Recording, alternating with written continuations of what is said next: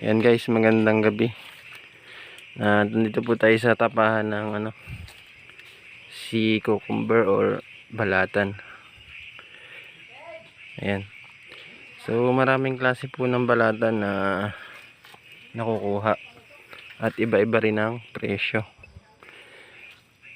Tulad niyan, kung alin yung madalang, siya yung mga mahal yung presyo.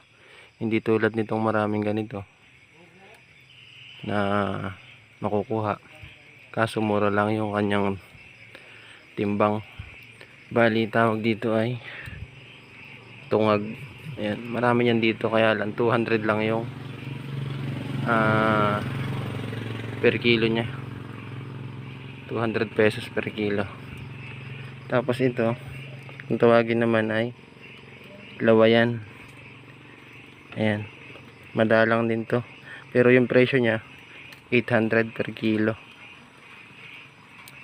Tapos ito naman, kung tawagin dito ay dapa. Ito yung pinakamahal, lalo yung big kung tawagin, dapa ang tawag dito. Malaki to guys pag hilaw, at ang presyo nito ay umaabot ng 2.5, kaya lang madalang na rin.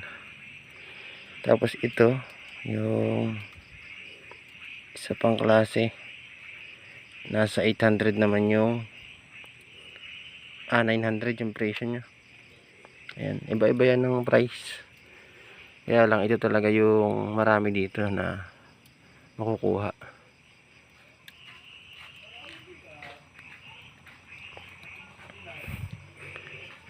Ayan,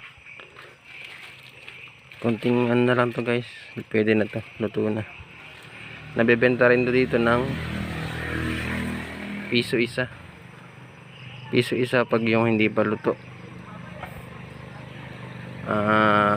Laga na siya pero hindi pa siya tapa.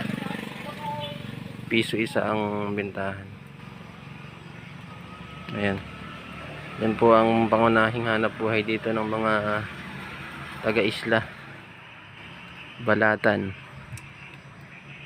Ayan, kung makachamba ka nito ay pera na kagad to, dahil mahal ang presyo niyan.